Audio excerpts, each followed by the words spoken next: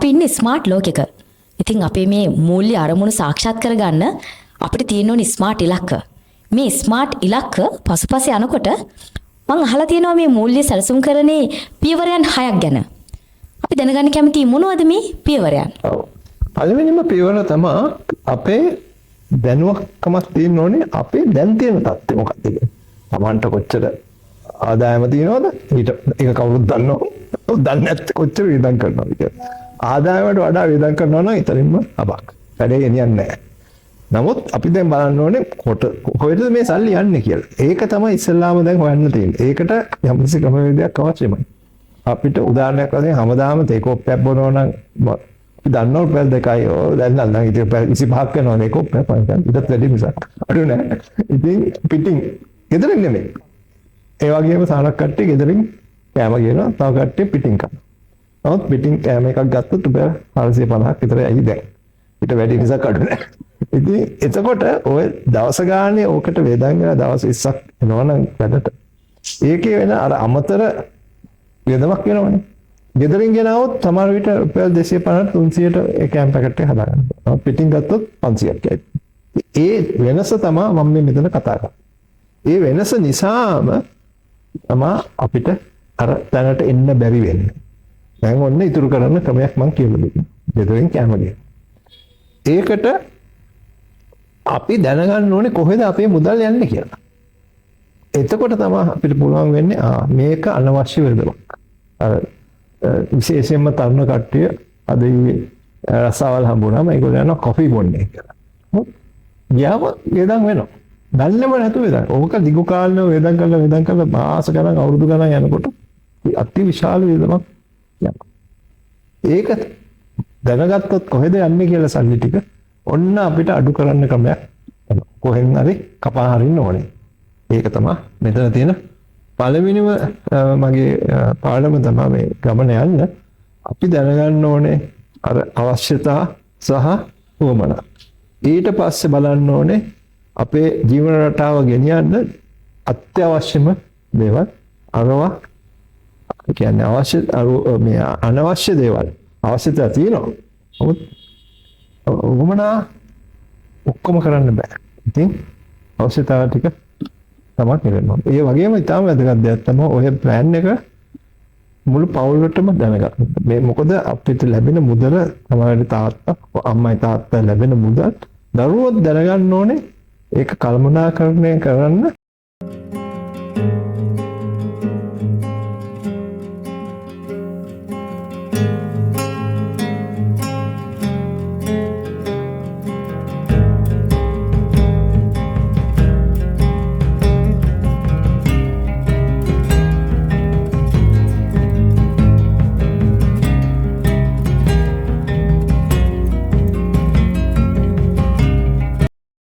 තනි පුද්ගලයෙක් ලෙස උවත් පවුල සමග සම්බන්ධ වන විට පවුලේ මූල්‍ය අරමුණුත් එක්ක කොහොමද අපි සම්බන්ධ වෙන්නේ?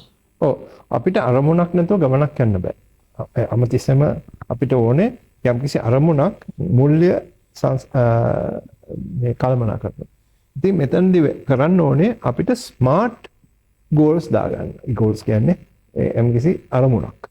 අපිට ඕනේ ඒක නිශ්චිත මැනිය හැකි අත් කරගත හැකි ප්‍රතිලාභ ගෙන දෙන සහ කාලානුරූප අරමුණක්. ස්මාර්ට් ගෝල් කියන්නේ ඕක. ඒ ගෝල් එක ඒ ඉලක්කය අපිට යන්න පුළුවන් ඒක දැනගත්තොත් විතරයි. ඊළඟට ඕනේ ඒක අපි කෙටි කාලීන මේ අරමුණක් වෙන්න පුළුවන්, මධ්‍ය කාලීන වෙන්න පුළුවන්, දිගු කාලීන වෙන්න පුළුවන්.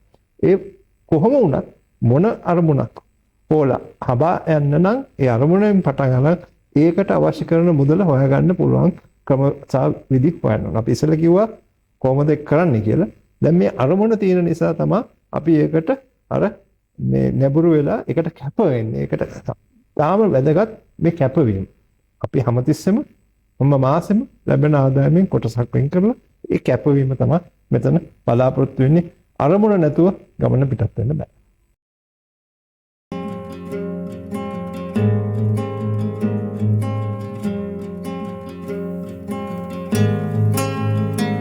වාණිජ ලෝකයේ අපි ඉතා ඉක්මනින් දකින වෙළඳ දැන්වීමකට දකින යම් කිසි වාණිජ ආශාවකට පෙළඹෙන්න තියෙන ඉඩකඩ වැඩි. ඉතින් අපි කොහොමද මේ මූල්‍ය සැලසුම් කරන්නේදී විකල්ප හඳුනාගන්නේ? ඔව් මෙතන අපි විකල්ප කියලා කියන්නේ අපේ අවශ්‍යතා වමනා හරියට හඳුනා ගැනීම. එතෙන්දී අවශ්‍ය අපේ වමනා විතරක් ඉටු කිරීම. මොකද අපි යන්නේ ඉලක්කයකට. ඒ ඉලක්කයට යන්න නම් මේ වමනා ටික දැනගත යුතුයි. ඒක විතරක් යන්න. අම අවශ්‍යතාවයම සපුරන්න ගියොත් මේක කරන්න බැරි වැඩක්. ඉතින් ඒක තමයි අපි කියන්නේ ඉංග්‍රීසි කියන alternatives කියලා. මේවා අතාරිනවා මේ විතරක් අපි කරනවා අපේ අත්‍යවශ්‍ය වමනා ටික. ඒකයි මෙතනින් බලන්න.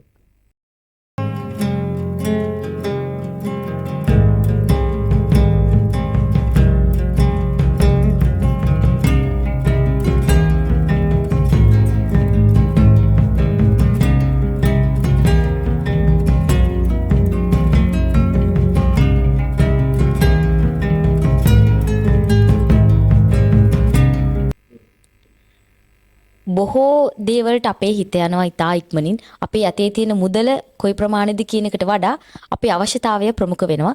ඒ වගේ අවස්ථාවක මට වැදගත් වන්නේ මොකද්ද? මගේ මූල්‍ය සැලසුමට අවශ්‍යම වන්නේ මොකද්ද කියන එක තීරණය කරගන්නේ කොහොමද?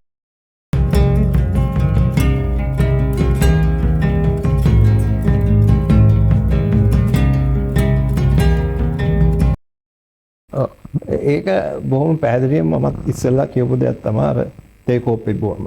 එහෙම නැත්නම් ගෙදරින් කෑම ගෙනල්ලා ඉතුරු කර ගැනීම. එතකොට අපි දන්නවා අපිට අවශ්‍ය වැදගත් දේවල් තේරුම් කරගන්න. මොකද අපි දන්නවනම් යන්නේ මෙහෙදන් කොහෙටද කියලා තමයි පුළුවන් වෙන්නේ මේ ඒවා අයින් කරගන්න තෝරා ගන්න. ඊට පස්සේ අපි උදාහරණ ගන්න පුළුවන් తాවකාලිකව තමන් වේදන් වෙන හැටි දන්නවනම් හැමදේටම ඒවා විතරක් අයින් කරන්න. මොකද අපිට ඕනේ වත්කම් වැඩි කරගන්න. වත්කම් වැඩි කරන්න ගමන යන්න නම් මේවා අඩු ගානේ తాවකාලිකවත් නවත්තන්න. උදාහරණයක් වශයෙන් ගන්න පුළුවන් අපි සිගරට් බොන එක. සිගරට් බීම නැවැත්වීම අඩු කිරීම ඕෙන් පුළුවන් අර ඉතුරු කිරීමට මුදල් හොයාගන්න. නැත්තම් හොයන්න බෑ.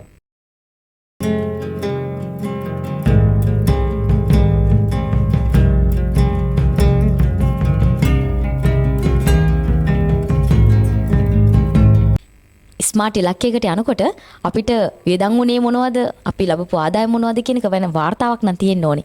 ඒ නිසා අපි අපේ පෞද්ගලික ස්වයං අයවැයක් පිළිල කරගන්න එක ගැන ඔබතුමාට අපිට උපදෙසක් දෙන්න පුළුවන්ද? ඔව් අපි හොඳටම අහලා තියෙනවා රජයේ අයවැය ගැන. එතන හැමතිස්සෙම වේදන් වැඩි ආදායමට වඩා. නමුත් අපිට බෑ ඒක කරන්න. අපේ අයවැය හදා ගන්නවා නම් අපි කොහොම හරි අපේ අයවැය හරියටම මැච් කරගන්න ඕනේ. කියන්නේ අපේ අය වැය වලට සමාන වෙන්න ඕනේ. කවදාකවත් අපේ මේ පුද්ගලෙක් ඇසෙන් ඒක ඊට වඩා කරන්න බෑ. ඉතින් ඒ නිසා අපි දන්නවා නම් අපේ අය මොනවාද, වය මොනවාද කියලා ඒක තමයි මේ ගමන යන්න. දැන් මේ 6 පියවරවල් කතා කරනකොට මේ මූල්‍ය සංස්කරණය කරගන්න, يعني මැනේජ්මන්ට් කරගන්න නම් දැනගන්න ඕනේ අපේ අය සහ වය. ඒක සාදාගන්න. ඒක කරන්න බෑ. පුද්ගලික මූල්‍ය සැලසුම් කරන්නේ පියවරයන් 6ක් පිළිබඳව අපි සාකච්ඡා කරමින් ඉන්නේ. පළවෙනි දේ තමයි අපේ වර්තමාන මූල්‍ය තත්ත්ව හඳුනා ගැනීම. ඒකත් එක්ක පෞලේ මූල්‍ය අරමුණු තේරුම් ගැනීම. ඒ වගේම අපි සතු විකල්පයන් අපිට වැදගත්ම දේ මොකක්ද කියලා තෝරගන්න එක. අපි අන්තිමට කතා කරා අයවැයක් හදාගන්න කොහොමද කියන එක. දැන් අපි කතා කරන්න යන්නේ සුපරීක්ෂාකාරී බව කියන පියවර ගැන. ඔව්. දැන් අපිට මේ ගමන යන්න නම් අපේ අරමුණ අපි දැන් පටන් ගත්තේ අරමුණක් ඇතුවනේ. නමුත් ඒ අරමුණ ඉස්තු නොවෙන්න පුළුවන්. එතකොට ආපහු අපි වෙනස් කරන්න ඕනේ. ඉතින් අපි අමතිස්සෙම මේක අර ඉංග්‍රීසියෙන් කියන රිවිව් කරනවා. ඒ අපේ ප්ලෑන් එක පොඩ්ඩක් බලන්න ඕනේ අපේ ගමනට යන්න. මොකද අපි ගමන පටන් ගත්තට අපි මේ වගේ අරමුණක් ඇතුව අපේ ඉතුරු කිරීම අපි මාසක ඉතුරු කරන මුදල මදි වෙන්න පුළුවන්. මොකද පරිසරය වෙනස් වෙනවා. අමතිස්සෙම වෙන දෙයක් තමයි පොලි අනුපාතය අඩු වෙනවා, වැඩි වෙනවා, බලාපොරොත්තු වෙච්ච ප්‍රතිලාභ ලැබෙන්නේ නැහැ. එහෙම නැත්නම් අවදානමකට ලක් වෙනවා. ඉතින් ඒතකොට ගමන පහු වෙන්න පුළුවන්. ඉතින් ඒක නිසා අපි හැමතිස්සෙම ඒ ගැන අවධානම යොමු කරන්න ඕනේ. අතු අර ඉතිරි කිරීමේ ගිණුමක සල්ලි දාලා ඒක හැම මතක නැති කරොත් ඒක තියෙයි. නමුත් මේ ගමන යන්න බෑ ඒ විදිහට. ඒකට සුපරික්ෂාකාරීව ඒ ගමන හැමතිස්සෙම ඇහැ ගහගෙන ඉන්න ඕනේ. අපිට ලැබෙන ප්‍රතිලාභ ලැබෙනවද? මොන හරි බලාපොරොත්තු නොවෙච්ච දෙයක් මේකට වෙනවද? ඒ ගැන හොඳ අධීක්ෂණයක් අවශ්‍යමයි. ඒකයි සුපරික්ෂාකාරී වන්න කියලා කියන්නේ.